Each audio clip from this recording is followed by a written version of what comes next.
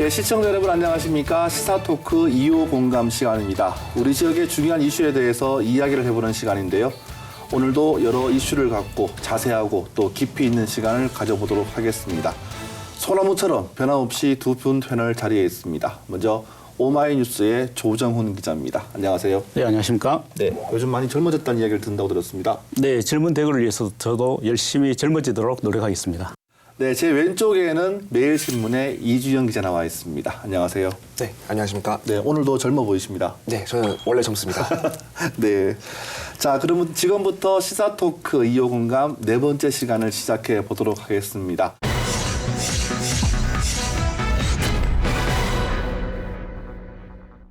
지난 한 달 동안 많은 이슈가 있었는데요. 저는 가장 먼저 생각나는 게 대구 남구청 구청장실에서 있었던 분신 자살 소동이 기억에 남더라고요.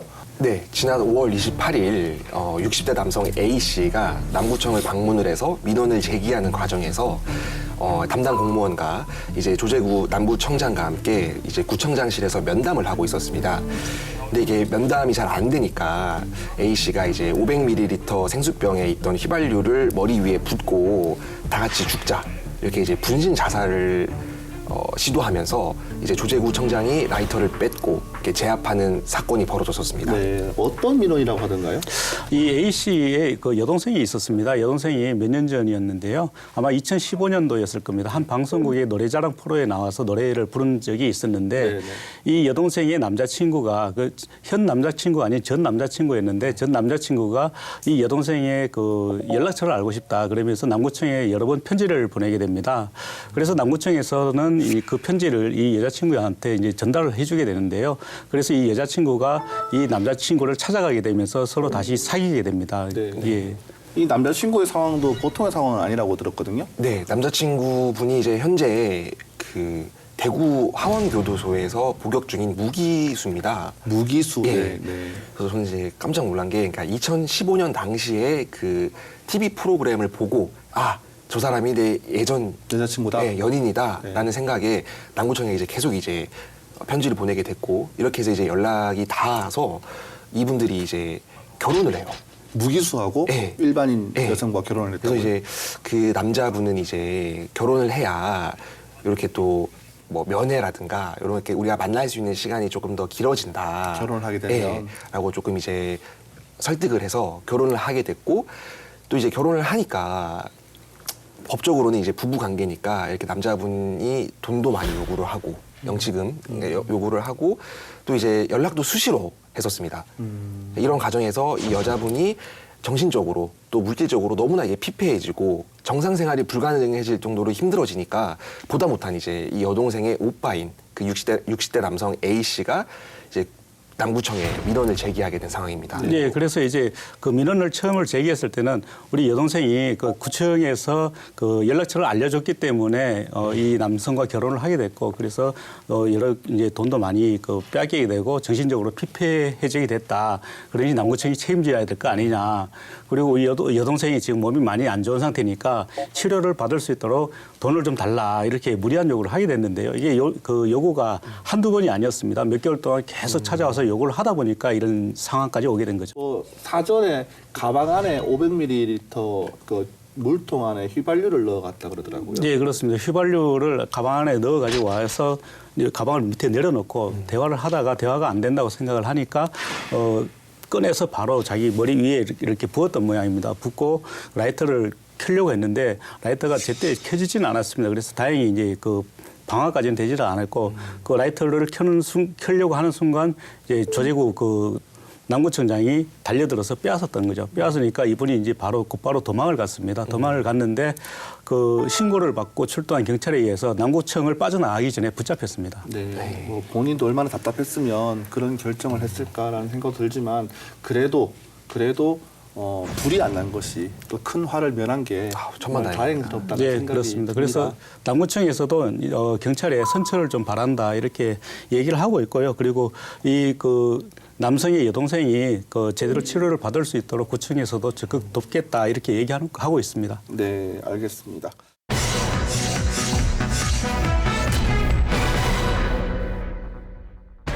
앞산 정상에서 벌어지고 있는 여러 가지 문제점에 대해서 이야기를 나눠보도록 하겠습니다.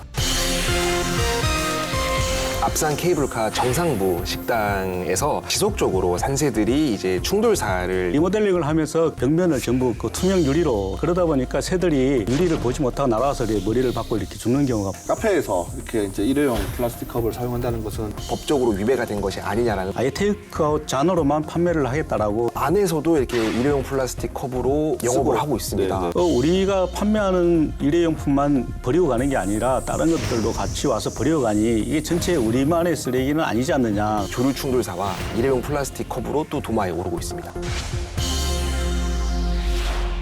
작년 8월에 개장을 했죠. 앞산 케이블카 정상부에 식당이 있는데요.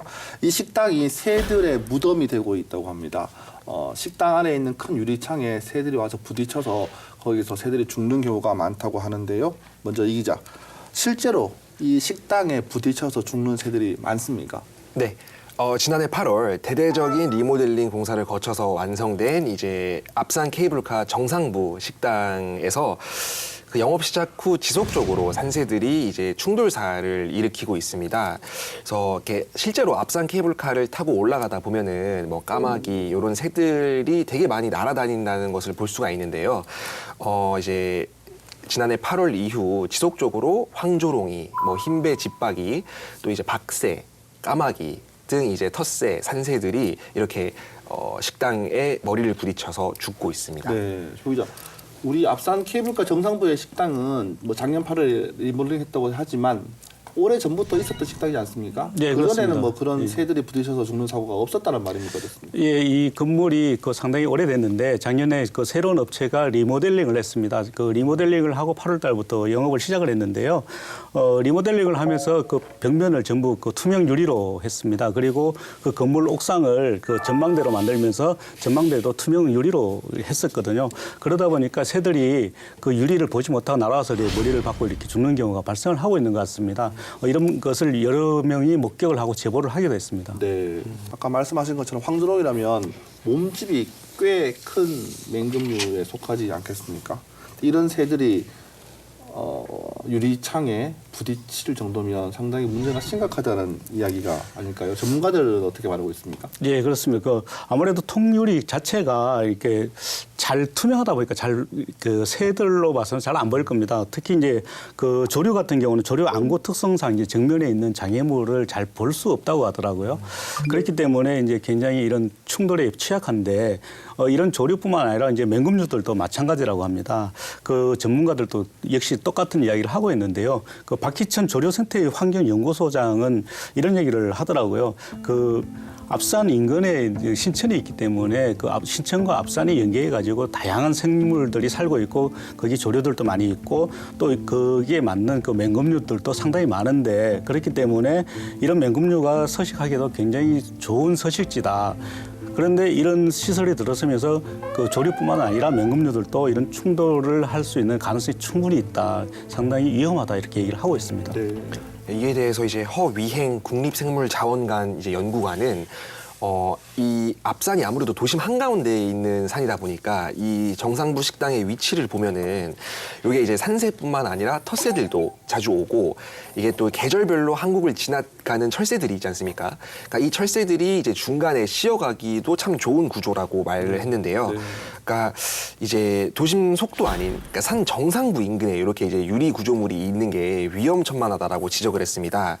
허 연구관은 그러니까 새 충돌을 방지하려면은 이제 뭐 약한 조명이나 아니면 불투명 유리, 뭐 방지 스티커 등 그러니까 최소한의 이렇게 식별할 수 있는 구조물이 있어야 되는데 그러니까 이런 게 해당 식당에는 아무것도 없어서 정말 위험하다라고 이제 말을 했습니다.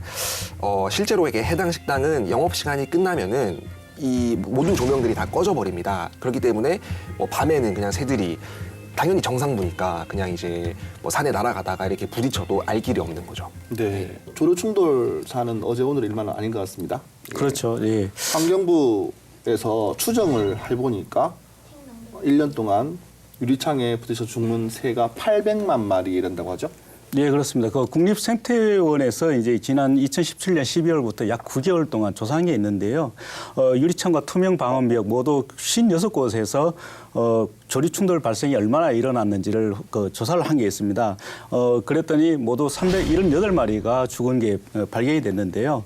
이 중에는 이제 그 맷비둘기라든지 직박구리, 참새 등 이렇게 작은 새들이 죽은 경우도 있었지만 특히 이제 중요한 거는 멸종 위종인 참매 그리고 긴 꼬리 딱새라든지 이런 우리가 보호해야 될 종들도 죽은 게 발견이 됐습니다. 그래서 이게 좀 대책이 필요하지 않나 이렇게 보여집니다. 네.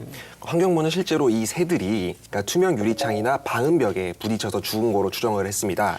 이를 토대로 건축물 그리고 이제 투명 방음막 통계치와 그 새들의 사체, 그러니까 폐사체 발견율과 잔존율을 토대로 추정을 해보니 한국 내에서 이렇게 투명 유리창에 부딪혀 죽는 새들이 연간 800만 마리에 달한다는 수치가 계산이 됐습니다. 이 중 건축물에서 발생하는 피해 추정량은 연간 765만 마리, 투명 방음벽에서 발생하는 피해 추정량은 이제 23만 마리로 이게 하루로 따지면은 하루에만 새들 2만여 마리가 이렇게 부딪혀 죽는다는 추정이니까 상당한 수라는 걸 알 수 있습니다. 네. 환경부의 대책이 필요할 것 같은데 지금 조명래 장관인가요? 네. 장관 부임 이후에 환경부에서도 조류 충돌사를 이렇게 줄이자는 방안이 뭐 나오는 걸로 알고 있는데 어떻습니까? 환경부는 앞으로 이제 새로 설치되는 방음벽은 이제 투명 방음벽, 그러니까 약간 투명한 이런 것들은 설치를 조금 못하게 지양하고. 그러니까 최소화하겠다라는 방침입니다. 또 이게 만약 이런 것들을 설치를 하게 되면은 그러니까 새들이 인식할 수 있는 일정한 간격이나 뭐 무늬 같은 것들을 이제 적용하는 등 조류 충돌 방지 조치를 의무화하도록 이런 규정 같은 것들을 개정하겠다라는 계획입니다. 네. 이제 이런 개정안이나 뭐 이런 계획 같은 것들은 올해 상반기부터 이미 이게 진행을 하겠다라고 밝혔는데요. 이제 이미 설치된 투명 방음벽과 이제 건물 유리창에 대해서는 지자체 및 이제 유관기관과 협력을 해서 뭐 조류 충돌 방지 테이프나 뭐 이런 것들을 이제 부착하는 시범 사업을 또 펼치겠다라고 예고를 했습니다. 네. 올해 시범 사업은 이제 투명 방음벽 2곳, 또 지역의 상징성이 큰 건물 2곳을 대상으로 이렇게 시범 사업을 펼치기로 했습니다. 네. 네, 환경부는 조류 충돌 저감 지침서를 마련할 예정인데요. 전국 지자체와 건설업체에 6월 중에 배포하겠다 이렇게 밝히고 있습니다. 그리고 이제 사업자가 방음벽이나 건축물을 설계 시에는 조류 충돌 저감을 조치할 수 있도록 안내도 할 계획인데요. 환경영향 평가를 낼 때도 관련 내용들을 평가 의견에 반영하도록 해서 좀 더 까다로운 기준을 만들겠다 이렇게 방침을 밝히고 있습니다. 네. 특히 이제 특정 무늬를 넣은 테이프 등 다양한 이제 조류 방지 제품을 개발을 하고 또 품질을 상향시키는 노력을 하겠다 이렇게 밝히고 있는데요. 오늘 2020년까지는 이제 국민이 참여하는 조류 충돌 관찰 모니터링을 하고 또 조류 충돌 저감 우수 사례 공모전들 또 펼치면서 대국민 홍보전도 하겠다 이렇게 밝히고 있습니다. 네. 뭐 환경부는 환경부대로 또 대책을 마련할 것이고 네. 우리 지역은 우리 지역대로 대책을 마련해야 될 것 같은데 지금 문제가 되고 있는 앞선 정상부의 식당. 뭐 식당을 없앨 수는 없을 것 같고요. 네. 좀 대책이 좀 있겠습니까? 어떻습니까? 그러니까 이제 해당 식당은 앞산 케이블카를 운영하고 있는 D 업체가 이제 직영으로 운영하고 있습니다. 네. 근데 이제 문제는 여기가 이제 민간 업체다 보니까 이제 야생동물 보호 및 관리에 관한 법률에 구속되지가 않습니다. 그러니까 사실 현행 법률상 민간 업체의 조류 충돌을 이유로 이런 시설물 설치 같은 것들을 구속할 강제력이 없는데요. D 업체 역시도 이제 자기네들 책임이 아니라고 이렇게 말하는 실정이고 또 이제 저희 앞산이 이제 위치하고 있는 대구 남구청 같은 경우에도 해당 영업체는 이렇게 개도 활동, 그러니까 홍보 활동만 가능하지 이런 것들을 조금 구속할 수는 없다라고 이제 입장을 밝혔습니다. 네. 애초에 이게 식당 2층 전망대를 이렇게 통유리 구조물로 조성한 것도 어떻게 보면은 앞산이 이렇게 전망이 굉장히 수려하지 않습니까? 그러니까 이런 이렇게 전망 같은 것들로 이렇게 영업이익을 좀 극대화하고자 함이라는 의견이 상당한데요.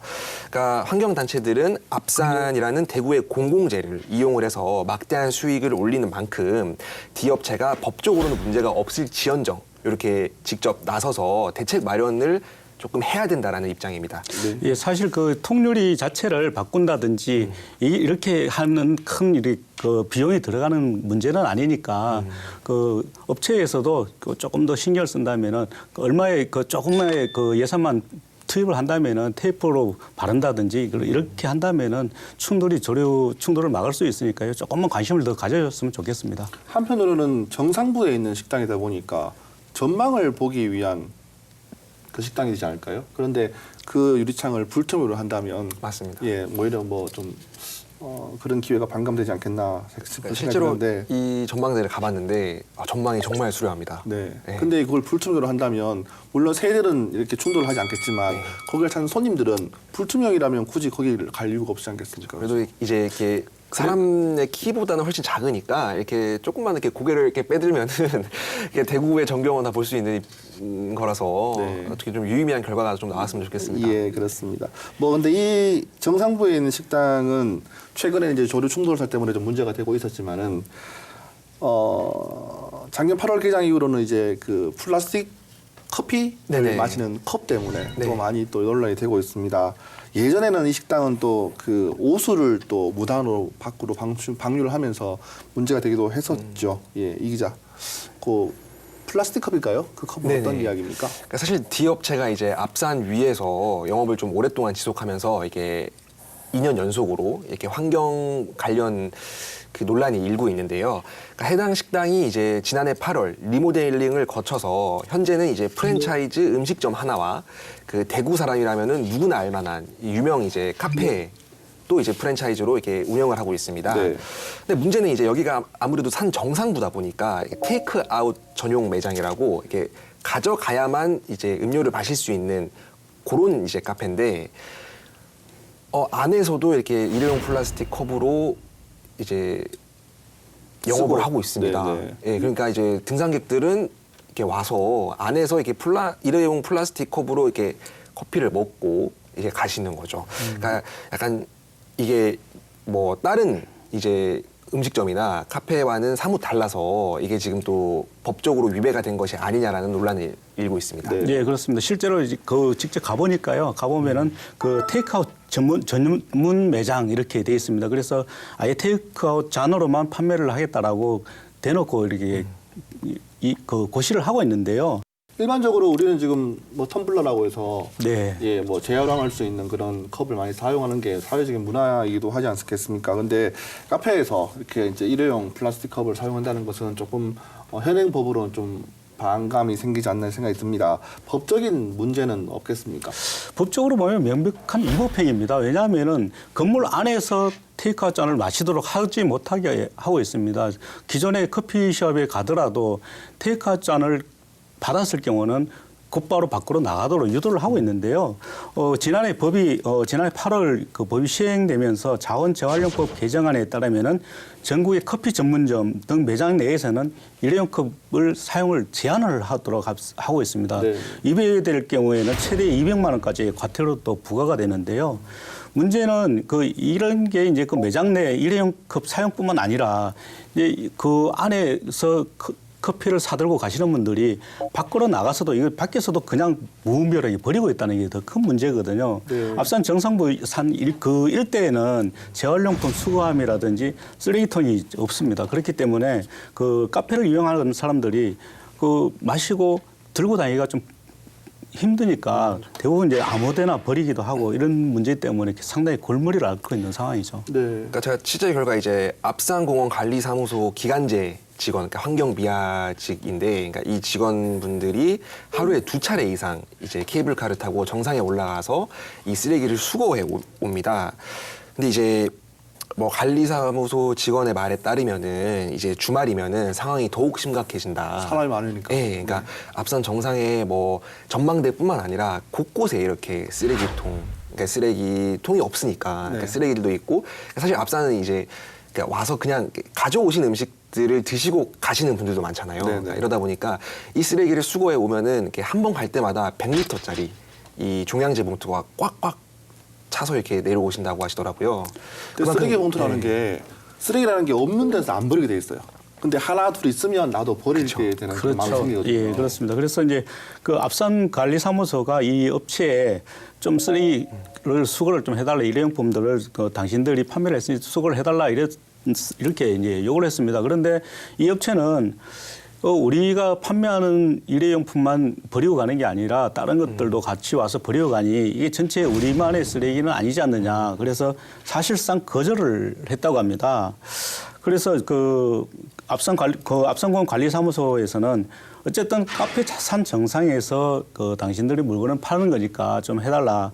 그리고 이제 좀 아무래도 이분들의 고충도 충분히 이해는 하는 것 같습니다. 이 정상에서 물을 끌어다 쓰기 때문에 물을 끌어다 쓰고 다시 일회용 컵이 아닌 유리잔이나 커피잔을 이용을 할 경우에는 다시 그걸 세척을 해야 되는데 그 물이 또 들어가니까 상당히 어려운 부분도 있으니까 이해는 하지만 좀 더 일회용 컵을 좀 더 줄일 수 있도록 노력을 해달라 이렇게 요구를 했고요. 그 카페 업체에서 수거함을 설치하겠다 이렇게 약속을 했다고 하니까 이건 좀 더 지켜봐야 될 것 같습니다. 네, 이 해당 식당은 작년 8월에 이제 리모델링하기 전에 그 전에는 이제 식당에서 사용한 오수를 산 바깥쪽으로 이제 무단으로 이제 방류를 했다는 사실이 이제 드러났는데 리모델링을 하면서 네. 정화 시설을 갖췄다고 하는데 이게 사실인가요? 네, 사실입니다. 그러니까 앞산 정상부 이제 특성상 위치적인 특성상 이 업체는 이제 과거 식당 영업을 할 때도 이렇게 지하수를 산 아래에서 이제 길러 가지고 케이블카를 통해서 이게 위에 물탱크가 있습니다. 네. 그 물탱크에 저장을 해놓고 이제 장사를 했었었는데요. 문제는 이제 이 식당 운영을 하면서 이 발생하는 오수들이 있지 않습니까? 이게 이런 오수들을 별다른 정화 없이 그대로 이렇게 앞산에 방류를 했었다라는 의혹을 받았었습니다. 취재 결과 이것도 사실로 이제 드러났었고요. 네. 근데 해당 식당이 이제 건축 허가를 받은 지가 거의 80년대 후반이었기 때문에 그러니까 그간 수십 년간 운영을 해오면서도 별다른 정화 과정을 거치지를 않은 셈입니다. 그러니까 지난해 보도가 나간 이후에 D업체는 이제 부랴부랴 2천만 원의 예산을 들여가지고 이 정화 시설을 설치를 했고 또 지금은 이제 오수 이제 방류 논란은 아닌데 이게 때 아닌 이제 조류 충돌사와 일회용 플라스틱 컵으로 또 도마에 오르고 있습니다. 네, 이 업체가 이제 앞산이라는 어떻게 보면 자연을 이제 갖고 영업을 하게 됐는데. 영업하면 수익도 나겠죠. 수익을 얻는 만큼 업주의 환경의식도 좀 뒤따랐으면 좋겠다 싶은 생각이 듭니다. 어떻게 생각하세요? 예, 그렇습니다. 앞산은 우리 대구 시민이 누구나 다 사랑하는 산이고 누구나 쉽게 찾을 수 있는 산입니다. 그렇기 때문에 그 산을 이용을 해서 영리를 취하는 만큼 충분히 거기에 대한 책임도 뒤따라야 할 텐데요. 대구환경운동연합에서는 이제 이 업체에 대해서 플라스틱 컵 사용을 조장해서 앞산 환경에 대한 막대한 피해를 입혔다 이렇게 지적을 했는데요. 앞산을 찾는 관광객들로부터 막대한 수익을 올리고 있는 만큼 환경에 대한 보전 대책도 세워야 된다 이렇게 강조를 했습니다. 그리고 이제 앞산을 관리하고 있는 앞산공원 관리사무소 그리고 남구청에도 행정지도를 펼쳐서 좀 더 강한 압박을 좀 해달라 이렇게 요구를 하고 있습니다. 네.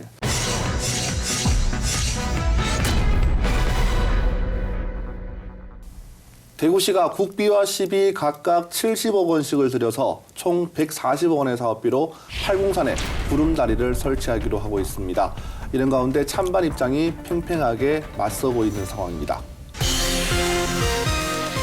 대구시가 추진하고 있는 팔공산 구름다리 설치 사업. 침체된 팔공산 상권을 활성화시키는 데 큰 도움이 되지 않을까. 환경단체들과 시민단체들은 반대를. 관광객 집객 효과는 일시적이고 최대 수혜자는 사기업인 주 팔공산 케이블카가 될 수밖에 없다며 환경 보전도 필요하지만 지역 경기 활성화에 도움이 되어야 시민 모두에게 효과가 돌아가도록 하겠다라고. 시민의 생명과 안전을 우선시해야 할 대구시가 오히려 이제 안전에 소홀하다라는 지적도. 대구시가 추진하고 있는 팔공산 구름다리 설치 사업 어떤 사업인지 설명부터 좀 해주실까요? 네, 대구시가 팔공산 관광 활성화를 위해서 팔공산 케이블카에서 케이블카 정상입니다. 정상에서부터 낙타봉까지 길이 320m, 폭 2m의 구름다리를 설치하겠다는 것인데요. 예산은 앞서 말씀하신 대로 140억 원이 들어갑니다. 대구시는 지난 2004년도에 58.6%에 달하던 803건 관광객 유입률이 현재는 10%로 굉장히 낮아졌다. 그렇기 때문에 핵심 시설이 필요하다. 이렇게 판단을 한 건데요. 그 핵심 시설 중에 하나가 803 구름다리입니다. 구름다리가 전국적으로도 많이 생겨나고 있다고 하던데 대구시 입장은 803에 대한 관광 활성화를 위한 거라고 하던데 좀 더 자세하게 설명을 좀 주세요. 네, 804는 그 한국 관광 100선에 선정이 됐습니다. 그리고 대한민국 100대 명산에 속하기도 하거든요. 하지만 이제 문제는 매년 관광객이 좀 줄고 있다는 것입니다. 그리고 그 장기적인 경기 침체가 이어지고 있다는 것인데요. 관광 인프라 역시 부족하다 보니까 관광객들이 실제로 찾더라도 체류 시간이 그다지 많지는 않다는 거죠. 그렇기 때문에 숙박은 또 다른 지역에서 하게 되고 이런 상황이니까 결국은 그 관광 인프라 구축이 필요하다. 이렇게 그 이야기가 나온 것이고요. 그 대안으로 나온 것이 구름다리입니다. 803 구름다리는 예, 동아사와 또 시민안전 테마파크 등과 연계를 한다면은 침체된 803 상권을 활성화시키는데 큰 도움이 되지 않을까 이렇게 대구시에서는 그런 입장을 보이고 있습니다. 네, 이 기자. 대구시에서는 803에 구름다리를 설치를 한다면 관광 인프라 구축에 상당히 도움이 될 것이다. 이렇게 홍보를 하고 있다고 하더라고요. 네, 그렇습니다. 대구시는 이제 개발에 따른 투자 효과가 169억의 원에 달한다고 이제 밝혔습니다. 이에 따른 부가가치 효과도 76억 원으로 추산하고 있는데요. 여기에 따른 고용 효과도 106명이라고 설명을 했습니다. 또 뭐 구름다리를 개장하면은 향후 5년 동안 생산 파급 효과가 1,710억 원에 달하고 네. 또 이렇게 소득 파급 효과는 337억 원, 또 고용 효과는 4,272명으로 예상하고 있습니다. 이게 상당히 구체적인 수치인데 과연 이게 진실인지는 잘 모르겠습니다. 네.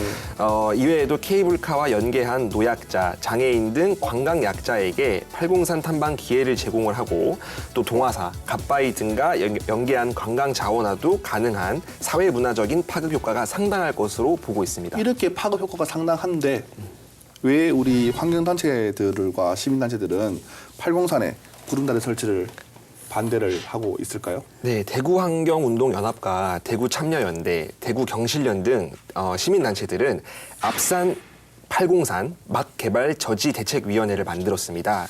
이들은 구름다리 건설이 과도한 경쟁과 연계 관광 자원 부족 등으로 관광객 집객 효과는 일시적이고 제한적일 것이라고 주장을 했는데요. 구름다리는 쓸모없는 장식품에 불과한 시설이라고 혹평을 하고 있습니다. 네. 대책위는 803 구름다리가 이제 설치가 될 경우에는 신림봉에서 803 정상부를 바라보는 조망을 방해하고 낙타봉에서는 대구의 전경을 바라보는 조망을 방해하는 시설이 될 수밖에 없다라고 평가했는데요.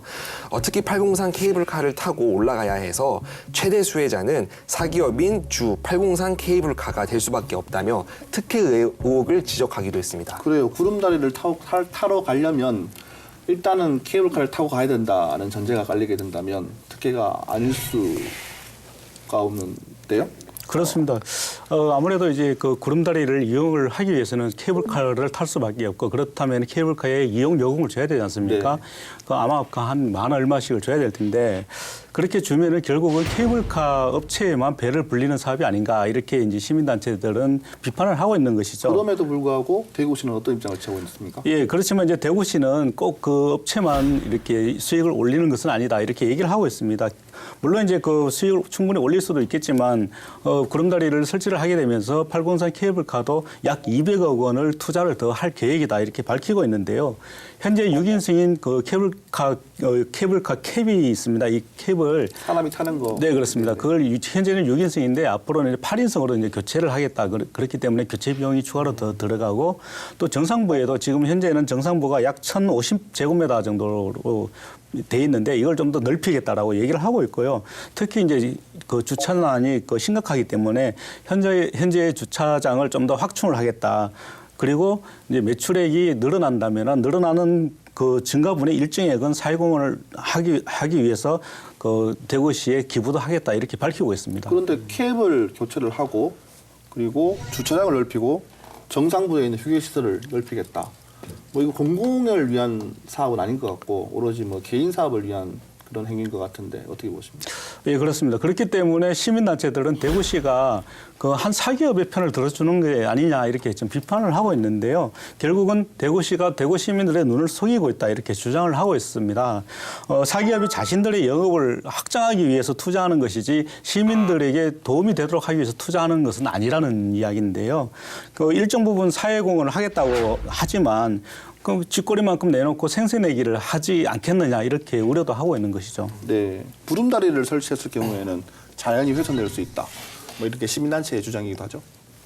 네, 대구시가 지난 2015년 팔공산 자연공원 자연자원조사를 한 게 있는데 이제 보고서에 따르면은 이제 팔공산에서는 국가 생물 중에 17%인 4,700여 종이 있는 것으로 나타나고 있습니다. 네. 특히 천연기념물 등 산림청 지정 희귀식물이 다량 분포하고 있는 것으로 나타났는데요.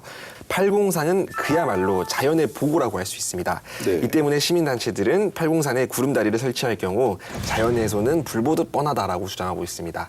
시민단체들이 이렇게 환경훼손을 우려하는 게 뭐 마땅하다고 보긴 보는데 대구시가 모르지는 않을 것 같아요. 대구시가 이제 뭐 환경훼손을 최소화하겠다라는 입장을 밝히고 있는데 그래서 환경영향평가 대상이 아니지만 환경영향평가도 했다고 들었거든요. 맞습니까? 네, 제가 말했습니다. 네네. 그 환경영향평가 대상은 5,000제곱미터 이상의 대규모 공사일 때만 이제 포함됩니다. 대구시는 환경영향평가 대상은 아니지만 환경의 중요성을 감안해서 뭐 환경영향 영향성 검토를 이렇게 완료했다라고 밝혔습니다. 하지만 환경에 미치는 영향이 미미했고 또 법정 보호종인 동식물은 발견되지 않았다고 밝혔었는데요. 그러니까 이제 수목이 일부 훼손되지만 자생하는 수종을 식재하는 복구 계획도 세웠기 때문에 뭐 문제는 없다라는 그런 식의 주장을 펼쳤습니다. 대구시가 2015년도에 조사를 했는데 팔공산 자연공원 자연자원 조사라는 걸 했었죠, 그죠? 그런데 여기에서는 멸종위기종과 천연기념물이 팔공산에 서식을 하고 있다라는 결과가 나왔었거든요. 근데 이번 구름다리 건설을 위해서 조사를 했던 환경영향성 평가에서는 영향이 크게 미미하다. 이런 결과가 나왔는 게 좀 이상하지 않습니까?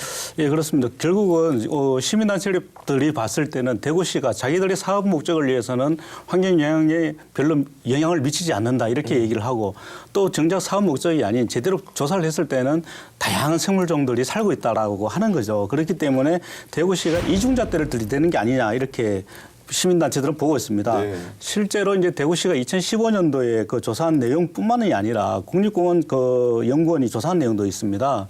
국립공원 연구원이 2014년도에 조사한 보고서가 있는데요. 이때 보면 멸종위기종인 수달 그리고 담비, 하늘다람쥐 등 모두 12종이 살고 있는 것으로 나타났습니다. 그리고 천연기념물도 11종이나 됐는데요. 이것은 대구시가 이미 2015년도에 조사한 내용과 유사합니다. 결국은 그 팔공산에 다양한 생물종들이 살고 있다는 게 이미 드러난 거죠. 드러나 있는데도 불구하고 그 굉장히 미미하다 이렇게 얘기를 하니까 시민단체들은 결국은 팔공산 그 구름다리를 설치하기 위한 대구시의 꼼수가 아니냐 이렇게 이야기를 하고 있고요. 또 구름다리가 보전이 아닌 그 개발이 필요하다는 관점에서 보더라도 정말 유용하지도 않고 그리고 새롭지도 않다. 그래서 무지하고 무모한 퇴행성 삽질에 불과하다 이렇게 비판을 하고 있는 것입니다. 네, 팔공산은 이제 수려한 자연환경뿐만 아니고 천년 고찰인 동화사도 있고요. 그렇죠. 팔공산 갓바위도 있지 않겠습니까? 또 문화재가 많은데 문화재 보존 대책도 세우지 않고 무리하게 진행하는 것이 아니냐 이런 비판도 있습니다. 어떻게 보십니까? 예, 그렇습니다. 대구시는 아직까지 문화재 보존 대책을 세우지 않았습니다. 세우지는 않았고 이제부터 세우겠다라고 얘기를 하는데요. 그렇지만 문화재보호법에 의하면 사업 예정지 반경 500m 이내에 문화재가 있을 경우에는 보존 대책을 반드시 수립을 하도록 요구를 하고 있습니다. 팔공산 구름다리가 설치될 반경 500m 안에는 이런 문화재들이 다량 있는데요. 대구시 지정 문화재가 2점이 있습니다. 마이불좌상과 보살좌상이 있고요. 또 동화사 소유인 청석탑이 있습니다. 청석탑은 굉장히 진동에 약한 기와로 된 탑인데요. 네. 마이불좌상과 보살좌상은 통일시대 유물입니다. 그리고 청석탑은 진동에 좀 전에 말씀드렸다시피 진동에 굉장히 취약하기 때문에 이런 부분에 대한 보존 대책을 충분히 세우고 구름다리를 설치하겠다는 계획을 세워야 되는데 이런 대책을 세우지 않았기 때문에 여러 가지 문제가 발생을 하는 것 같고요. 그렇기 때문에 대구시는 이제 앞으로 건설 공사에 들어가기 전에 세우겠다 이렇게 얘기를 하고 있지만 결국은 시민단체들로 봐서는 대구시가 사업 목적을 위해서 다른 걸 갖다 붙이는 게 아니냐, 어거지로 갖다 붙인다 이렇게 비판을 하고 있습니다. 네, 안전에 대한 문제도 우리가 이제 생각하지 않을 수가 없습니다. 길이가 320m, 폭이 2m라고 했거든요. 네네. 안전할까요, 그런 시설이? 그러니까 감사원이 이게 지난해 10월 그 전국의 이제 구름다리에 대한 안전성 이제 점검 결과를 발표한 게 있습니다. 그러니까 이 감사원에 따르면은 이제 구름다리 건설 기준이 미흡하고 대규모 인파가 이제 집중되는 다중 이용 시설은 국가적 재난이 발생 가능하다라고 지적을 했었었는데요. 그러면서 이제 이 팔궁산 구름다리 같은 경우에 이제 관리 기준을 법으로 정해서 관리할 것을 촉구했었습니다. 국토교통부가 이제 안전 규정을 법으로 마련하고 관리할 계획입니다. 앞으로는요. 네. 근데 하지만 대구시의 계획대로라면은 이제 국토부의 안전 규정이 법으로 정해지기 전에 이렇게 착공에 들어갈 수밖에 없습니다. 결국 이제 안전이 미흡한 상태에서 이렇게 구름다리가 이제 만들어질 수밖에 없어서 시민의 생명과 안전을 우선시해야 할 대구시가 오히려 이제 안전에 소홀하다라는 지적도 받고 있습니다. 네. 자, 구름다리를 설치하자, 하지 말자 이런 의견이 팽팽하게 맞서고 있는 가운데 대구시가 이 구름다리 설치를 시민 원탁회의 주제로 삼아서 원탁회의를 진행을 했다고 하더라고요. 네, 대구시는 지난 5월 16일 엑스코에서 보존인가 개발인가 시민에게 듣는다라는 주제로 시민 원탁회의를 열었습니다.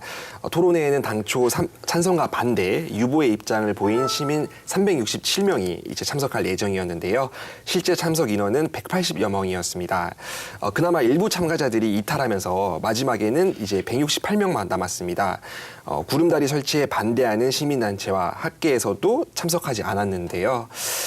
토론에 앞서 대구시는 구름다리 설치의 당위성을 설명을 했고 반대 의견에 대해서는 아무런 설명도 하지 않았습니다. 시민들은 토론을 벌이고 투표까지 진행을 했는데요. 투표 결과 구름다리 찬성이 60.7%, 반대가 31.5%, 유보가 7.7%였습니다. 하지만 토론에 이제 일부만 참가해 반쪽짜리 토론회였다라는 비판도 제기됐었습니다. 반쪽짜리 토론회임에도 불구하고 투표 결과에 나오자 대구시가 좀 흐뭇한 표정을 지은 것 같습니다.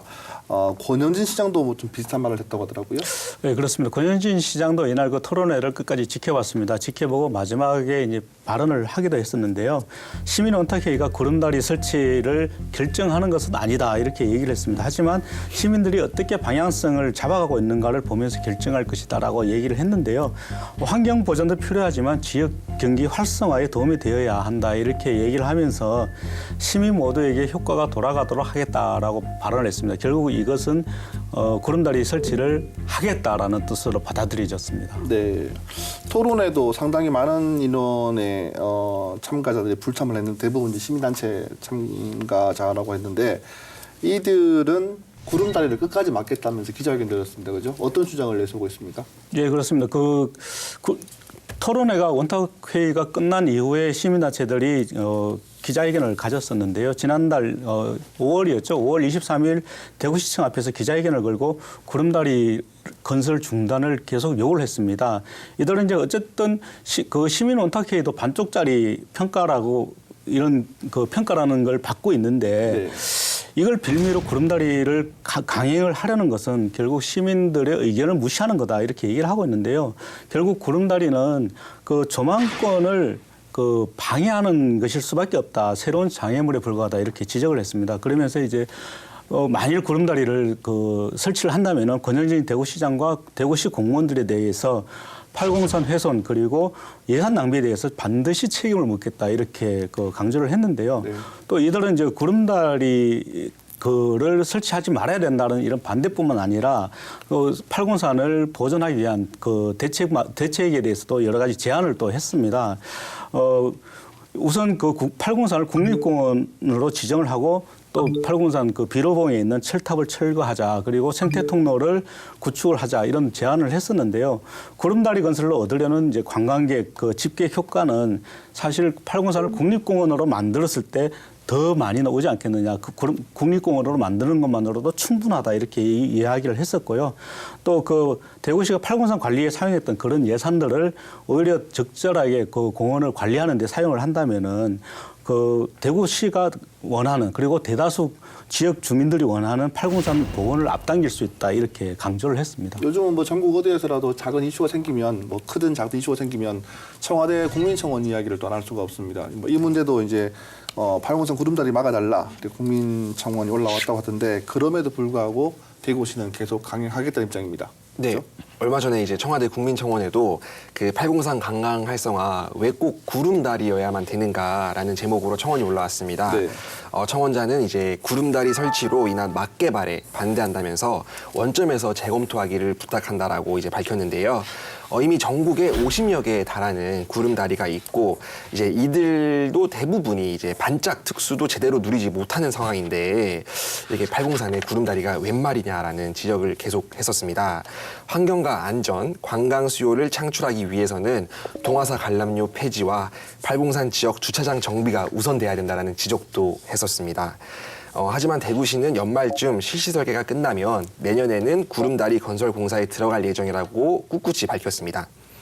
케이블카 운영 업체가 구름다리로 인해 추가 수익이 발생하면 이를 시민들이 납득할 만한 수준에서 사회 공헌을 할 수 있는 방안을 마련하겠다라고 말하기까지 했습니다. 네, 현재 진행 중인 것 같습니다. 앞으로 팔공산 구름다리 논란은 앞으로도 계속 이어질 것 같죠? 어떻게 보십니까? 예, 그렇습니다. 앞으로 이 문제로 상당히 논란이 오래 지속될 것 같은데요.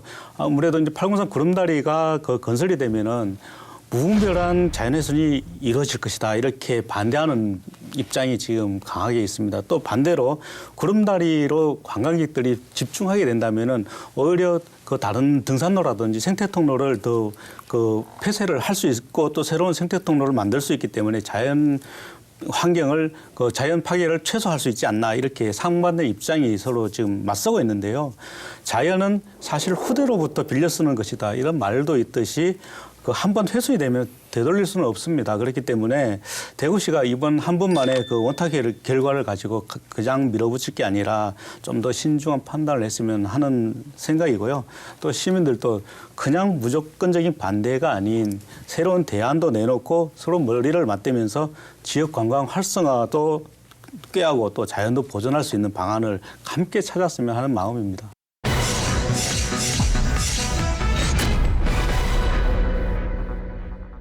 경북대학교가 개교한 지 70년이 훌쩍 지났습니다. 작년에 경북대학교 70년사가 발간되기도 했는데요. 하지만 당초 발간하기로 했던 1000권이 아닌 100권만 발간했고 이마저도 학교에서는 찾아볼 수가 없다고 합니다. 경북대학교 70년사 편찬계획 결국 70년을 넘겨서 지난해 8월 100부만 발간됐습니다. 글로벌 프라자가 건설이 됐는데요. 예산 집행이 불합리하고 또 무리한 점이 적지 않았다. 총장 선거 운동 과정에서 교수들이 분합이처럼 당선 가능성이 높은 곳으로 이리저리 몰려다니는 행태를 보였다. 주보돈 교수는 학교 역사 속의 문제점을 숨기는 건 결국 학교도 공범이 되는 셈이라고. 일명 경북대 4초 실종 사건이라고 할 수 있는데요. 그 내용 살펴보도록 하겠습니다. 자, 먼저 이 기자. 경북대학교 70주년은 2016년이었죠, 그죠? 네. 그런데 70년사를 발간하기로 했지만 작년에서야 발간할 수가 있었다는 이야기입니다. 그 이유가 무엇이었는가요? 경북대학교 개교 70주년을 1년여 년 앞둔 지난 2015년 9월 이제 경북대학교 70년사 편찬 계획을 이제 이 계획이 나왔었습니다. 당시 주보돈 경북대학교 사학과 교수, 현재는 명예교수신데요. 이 교수를 이제 편찬위원장으로 한 편찬위원회를 구성을 했고 또 집필을 의뢰했었습니다. 편찬 예산으로는 연구비 4천여만 원과 CD를 포함한 인쇄 및 발송비 6천만 원 등 모두 1억 원이 예상으로 편성됐습니다. 이 예산은 1000권을 발행할 이제 계획으로 편성됐었습니다. 당시 주보돈 교수는 편찬위원 구성 권한과 70년사에 들어갈 내용에 대해 간섭하지 않는다는 조건으로 이제 위원장을 맡았었는데요. 1년여에 걸쳐 이제 집필이 완성되고 나서 2016년 9월 말경에 이렇게 이제 대학 본부에 원고를 넘겼었습니다. 이후 바로 인쇄에 들어가야 했지만 무슨 이유에선지 책이 발간되지 않다가 2년여가 지난해 8월 100부만 발간됐습니다. 이게 경북대학교 70년사 이제 기념 네. 사업인데 네. 결국 70년을 넘겨서 이렇게 발간이 된 상태입니다. 뭐 한 권이든 10권이든 100권이든 간에 발간이 됐으면 그 학교 도서관에서 볼 수 있어야 되지 않겠습니까? 근데 볼 수 없다고 하더라고요. 그거는 무슨 예, 말입니까? 그렇습니다. 우리가 보통 책을 이렇게 발간을 하면은 그 전 세계에서 생산되는 각종 도서에 부여하는 고유 식별번호를 붙이게 됩니다. 네. 그리고 책을 샀을 때 그 책 뒷표지에 보면 바코드와 함께 이렇게 글자가 나오는 게 있는데요. 거기에 국제 표준 도서 번호가 들어가 있습니다. ISBN이라고 하는데요. 인터내셔널 스탠다드 북 넘버라고 하죠. 그래서 이제 보통 그 책을 쉽게 찾을 수 있도록 하기 위해서 하는 것입니다. 네. 그래서 경북대학교에서는 70년사를 발간을 하면서 ISBN을 받았지만 도서관은 물론 어느 곳에서도 이 책을 찾을 수가 없었는데요. 현재는 그 학교 내에 책이 약 29부가 있다고 합니다. 그리고 학교 외부로 나가 있는 게 38부, 그리고 33부가 남아 있는데 이 33부는 학교 그 대학 본부가 지금 보관 중인 것으로 알려졌습니다. 그래서 학교를 졸업한 그 동문들은 70년사를 찾아보려고 했지만 어디서도 찾을 수가 없으니까 강하게 지금 반발을 했습니다. 네, 뭐 100부를 발간했는 33% 정도가 뭐 대학 본부 남아있던 얘기가 되지 않는데요. 이 기자, 책에 어떤 내용이 있길래 이렇게 하나 싶은 생각이 듭니다. 발행 부수도 적고요. 네. 또 공개도 하지 않는 책도 많는데 혹시 뭐 우리가 알면 안 되는 그런 내용이 책에 포함되어 있는 걸까요? 당시 이제 편찬 위원장이었던 그 주보돈 교수는 이제 원고를 집필하면서 자료를 잘 정리해 놓으면은 백년사 작업이 한결 수월해질 것 같다라는 생각을 했다면서 여느 대학사와는 다르게 역사서 서술 방식으로 구성했다라고 밝혔었습니다. 70년사는 제1부 총론, 제2부 조직, 운영과 캠퍼스, 제3부 교육과 연구, 제4부 대학 문화와 교수회 등 총 4부 13장으로 구성됐고 총 페이지 수는 836페이지입니다. 이 중 학교가 문제 삼은 내용은 대학의 연도별 역사를 담은 총론 제4장, 1987년부터 이제 현재까지 대학 자치제의 정립과 한계 이 부분입니다. 이 부분이 이제 명예훼손의 여지가 있다라고 학교 측은 보고 있습니다. 네, 도대체 어떤 내용이 명예훼손 여지가 있다는 것인지 알 수가 없는데 이 부분은 조 기자가 좀 설명을 해주실까요? 예, 그 노동길 전 총장 재임 시절에 이제 글로벌 프라자가 건설이 됐는데요. 책에서는 그 예산 집행이 불합리하고 또 무리한 점이 적지 않았다. 그리고 시공사 선정에서도 1위 업체를 선택을 하지 않았고 오히려 13위를 한 업체를 낙점한 것도 커다란 의혹을 제기하기 충분했다. 이런 내용이 들어있고요. 네. 또 하민석 전 총장 그 재임 시절에는 타당한 명분도 없이 보직 수가 전례 없이 또 많이 늘어나서 그 대학 본부 내의 조직이 비대해졌다. 그리고 총장 선거 운동 과정에서 하나의 보직의 보임 순서까지도 내정돼 있는 등 여러 가지 소문이 나돌았다는 내용이 있습니다. 그리고 교수들이 분합이처럼 당선 가능성이 높은 곳으로 이리저리 몰려다니는 행태를 보였다. 이런 그 내용도 언급이 돼 있습니다. 네, 이게 저 껄끄러웠다면 또 이제 명예훼손 여지가 있다면 원고를 넘기기 전에 수정을 해도 될 부분이었다고 생각이 듭니다. 이제 왜 수정도 하지 않고 당초 청본에서 100건만 발행을 하게 됐는지 저는 좀 이해가 가지 않거든요. 저도 좀 이해가 안 되는데 당시 이제 원고 집필 총괄 책임을 맡았던 주보돈 교수는 집필 과정에서 이제 수차례 원고 수정 요구를 받았다고 밝혔습니다. 주 교수는 이제 본부가 몇몇 대목에 대해 명예훼손 소지가 있다며 수정을 요구해 해당 문구는 수정했다고 말했는데요. 또 명예훼손 소지에 대해 자문을 구한 결과 아무런 무리가 없었다고 말했습니다. 그러면서 이제 어떤 부분 때문에 이렇게 제대로 배포하지 않은 것인지는 모르겠다라고 덧붙였습니다. 주 교수는 처음에는 내용을 다소 노골적으로 쓴 점도 있지만 그것은 지금까지의 잘못이 반복되지 않도록 경종을 울리기 위해서였다라고 말했습니다.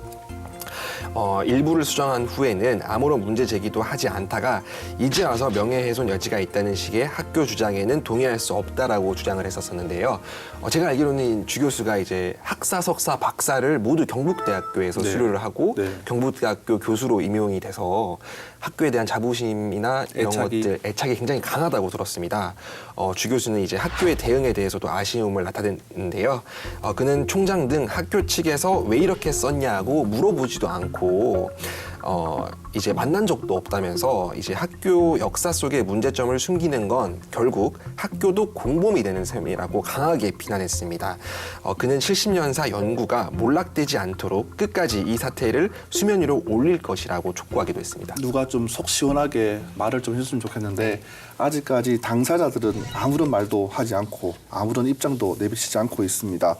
외부 법률가들은 이제 명예훼손 부분을 어떻게 보고 있는지가 궁금한데 혹시 만나보셨습니까? 예, 당시 이제 뭐 하민석 총장이나 노동일 총장 같은 경우는 아직까지 아무런 그 대응을 하지 않고 있는데요. 하지만 이제 법률가들은 이제 조금 그 서로 엇갈린 시선을 보이고 있습니다. 그 지역의 한 변호사는 이런 얘기를 하는데요. 아무래도 이제 노 전 총장 같은 부분은 명예훼손 이 좀 다분한 편이다 이렇게 얘기를 하고 있고요. 비방성 표현들이라 이제 공공의 이익을 위한 것이라고 받아들이기는 조금 어렵지 않느냐 이렇게 이야기를 했습니다. 하지만 하민석 전 총장 같은 경우는 내용은 실제 사실을 언급한 것으로서 사실 평가하는 표현이 조금 다를 뿐이지 표현의 자유가 포용할 만한 범위에 충분히 있기 때문에 명예훼손 여지는 안 된다라고 얘기를 하고 있고요. 네. 또 지역의 그 한 법학 전문 교수는 노 전 총장에 대해서도 사실 내용의 일부가 비난적이긴 해도 그것만으로는 명예훼손이 되지는 않을 것이다 이렇게 얘기를 하고 있고요. 사회적 가치라든지 그 평가를 침해하는 내용인지도 의문이다 이렇게 얘기를 하고 있습니다. 네. 또 그 대가를 받는 등 부정을 저지른 게 아니라면 또 함 전 총장에 대한 비판도 명예훼손은 전혀 안 될 것이다 이렇게 얘기를 하고 있습니다. 네, 뭐 이쯤 되면 학교 측에서도 뭔가 좀 대답을 해야 되고 해명을 내놔야 될 건데 대학 본부 측에서의 입장은 어떻습니까? 예, 학교 측에서는 이제 어느 부분이 명예훼손이 된다, 또 어느 부분은 명예훼손이 안 된다 이런 부분에 대해서는 일절 얘기를 하지 않고 있는데요. 다만 이제 다소 과장된 부분이 있고 또 명예훼손 소지가 있다라고만 주장을 하고 있습니다.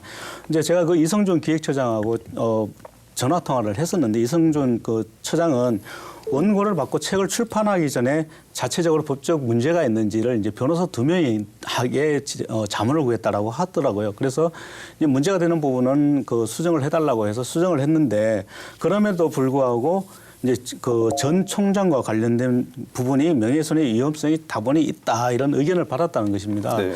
그래서 이제 편찬위원들에게 그 요구를 해서 수정을 했지만 혹시라도 이런 의견이 분분하기 때문에 이제 이 책을 펴내더라도 이제 공개를 좀 보류한 거다라고 얘기를 하고 있는데요. 일부러 숨기는 건 아니고 관심 있는 분들은 이미 다 봤기 때문에 책의 존재는 이미 다 알려져 있는 것이다.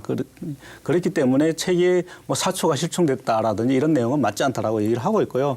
또 이제 이미 이제 책은 공식적으로 이제 출판을 했으니 더 이상 수정하는 것도 힘들다. 그래서 당사자들의 그 법률적 대응을 지켜본 뒤에는 일정 시간이 지난 뒤에는 다시 출판해야 한다면 더 찍어낼 수 있다 이렇게 얘기를 했습니다. 하지만 이제 그 정작 책임을 져야 되는 이제 그 총장 김상동 총장은 잘 모르는 사안이다 이렇게 얘기를 하면서 할 말이 없다라고 답을 피했습니다. 네, 이성준 기획처장이 볼 사람은 다 왔다라고 말씀을 하신 것 같은데 제 주에는 본 다 봤다는 사람 없습니다. 책이 나오긴 나왔는데 봤다는 사람 없거든요.